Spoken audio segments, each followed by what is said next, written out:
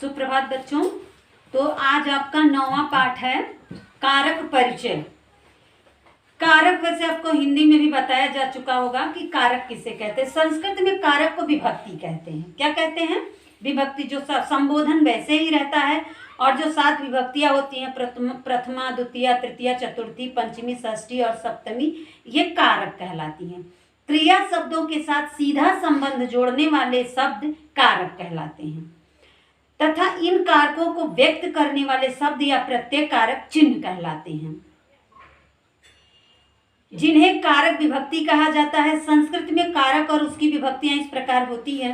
तो बच्चों आपके पेज नंबर 57 में दिया हुआ है कि कारक, चिन्ह और विभक्ति, कर्ता, कर्म, करण, संप्रदान, अपादान, संबंध, अधिकरण और संबोधन। तो कर्ता ने, इसका चिन्ह क्या है बच्चों? ने। कर्म को, जैसे पहला है बालक ने, है ना। तो इसमें बच्चों 3 वचन, तो जो हम रूप लिखते हैं वाक्य बनाने के लिए, हमको 3 रूप जो लिखना होता है, तो हम उसको तीनों वचनों में लिखते हैं, है ना। तो जैसे बालक ने, 2 बालक ने, सभी बालकों ने, है ना। तो हम इस तरह से, चिन्ह तो वही रहेगा, लेकिन जैसे बालकः, बालको, बालका, बालक ने, 2 बालक ने, सभी बालकों ने। तो इस तरह से जो जैसे प्रथमा, द्वितीय, तृतीय, चतुर्थी, पंचमी, आपके इसमें एग्जाम्पल दिया हुआ बच्चों, तो आप देखेंगे। कर्म, कर्म को, इसका चिन्ह क्या है बच्चों? को। तो कर्ता ने कर्म को, है ना। जैसे बालक, बालको, बालका, बालकम, बालको, बालकान, बालक को, 2 बालकों को, सभी बालकों को। तो इस तरह से करण, 1 बालक से, 2 बालक से, सभी बालकों से। संप्रदान, 1 बालक को, 2 बालक के लिए, सभी बालकों के लिए। अपादान से अलग होने का भाव, है ना। तो जैसे पेड़ से पत्ता गिरता है, तो पत्ता गिरता है, 2 पत्ते गिरते हैं, पत्ते गिरते हैं, है ना। तो संबंध का, के, की, इसके चिन्ह है। षष्ठी विभक्ति, अधिकरण में, पर, में या पर, यानी पेड़ पर या पानी में, है ना, कुएं में, बॉक्स में, है ना, अलमारी में, और पेड़ पर, छत पर, मेज पर, है ना। तो इस तरह से में, पर दोनों होगा। तो जिस तरह से जहाँ सप्तमी विभक्ति में अधिकरण में बच्चों ऐसे कंफ्यूजन हो जाता है, तो बच्चे कहते हैं मैम यहाँ ये चीज़ है तो इसको कैसे होगा।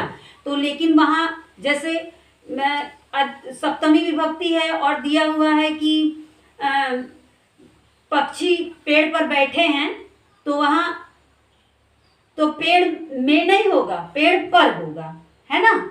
जैसे पक्षी वृक्ष पर बैठे हैं तो वृक्ष में नहीं हो जाएगा। कछुआ पानी में है तो जैसे शब्द वही लिखा जाता है, लेकिन वहाँ हम पता कर लेंगे कि हाँ में बोलना है कि वहाँ पर बोलना है, ठीक है। तो उसके कर्म से पता करेंगे हम, यानी कि उसकी क्रिया से पता करेंगे उसके कि कहाँ है, उसकी उपस्थिति से ये मालूम किया जाएगा कि जो है पानी में है कि जो है पेड़ पर है। संबोधन, संबोधन जैसे किसी को मुखातिब करना, बुलाना।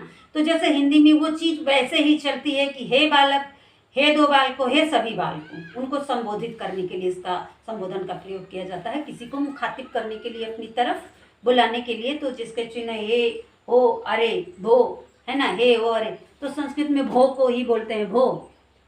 हे मित्र, भो मित्रम, यानी कि हे मित्र सुनो, है ना। तो इस तरह से बोला जाता है। संस्कृत में कारक प्रयोग के लिए शब्दों के साथ प्रत्यय जोड़कर शब्द रूपों का निर्माण होता है। वाक्य निर्माण में शब्द रूप सहायक होते हैं। तो बच्चों जैसे पहले पाठ में, इसके पहले जितने पाठ पढ़ाए गए आपको बताया गया है ना कि वाक्य बनाने के लिए उसके जो है पुरुष, वचन और जो है उसको क्रिया को देख लेना चाहिए ना, कि जो है एक वचन है कि बहुवचन है कि 2 वचन है, स्त्रीलिंग है, पुल्लिंग है कि नपुंसक लिंग है, और कौन सा प्रथम पुरुष है कि मध्यम पुरुष है कि उत्तम पुरुष है। तो पहले बताया गया कि जिस पुरुष और वचन का कर्ता है उसी पुरुष और वचन की क्रिया भी हो जाए, यानी एक वचन है, दो वचन है कि बहुवचन है। तो प्रथम पुरुष है, मध्यम पुरुष है और उत्तम पुरुष है। तो इस तरह से आपको यहाँ जो है आपके इसमें उदाहरण दिया हुआ है। शब्द रूप बालक का बच्चों, बाल, बाल, बालक, आकारांत पुल्लिंग है ना। तो इसमें दिया हुआ है कर्ता प्रथमा बालह, बालो, बाला है ना। एक बच्चे ने, दो बच्चों ने, अनेक बच्चों ने। तो बच्चों जिस तरह से आपके इस पेज नंबर 57 में इसको आप सीधा ऐसे ही उतारेंगे अपनी कॉपी पर, इसलिए मैं बोर्ड पे नहीं लिख रही हूँ क्योंकि इसमें से आपको, और जो अभ्यासकार दिया हुआ है तो जब आप इसको पूरा चैप्टर लिख लेंगे तो अभ्यासकार करने की, क्योंकि अभ्यासकार में भी वही चीज़ें दी हुई हैं, तो आप अभ्यासकार भी छोटा सा ही है, आप उसको कर सकते हैं और पूरा ये चैप्टर आप अपनी कॉपी में उतार लेंगे। तो इसमें दिया हुआ है बाला, बालो, बाला, बालम, बालो, बालान, बालेन, बालाभ्याम, बाले, बालाय, बालाभ्याम, बालेभ्या। तो इस तरह से दिया हुआ। और फिर यहाँ देखिए दिया हुआ है बच्चों जो है स्त्रीलिंग का दिया हुआ है और नपुंसक लिंग का पुस्तक का दिया हुआ है। तो पुस्तक का और पुल्लिंग का एक ही जैसे चलता है बच्चों, सिर्फ नपुंसक लिंग का पहला और दूसरा सेम रहता है। जैसे पुस्तकम पुस्तके पुस्तकान, पुस्तकम पुस्तके पुस्तकान, फलम फले फलान, फलम फले फलान है ना। अब इसमें दिया हुआ है बालका, बालको, बालका, बालकम, बालको, बालकान, बालकेन, बालकाभ्याम, बालके, बालकाय, बालकाभ्याम, बालकेभ्या, बालकात, बालकाभ्याम, बालकेभ्या, बालकस्य, बालक्यो, बालकानाम, बालके, बालक्यो, बालके, हे बालक, हे बालको, हे बालका। तो इस तरह से ये रूप दिया जाता बोलना है। तो इसमें स्त्रीलिंग, पुल्लिंग और नपुंसक लिंग का तीनों दिया हुआ बच्चों।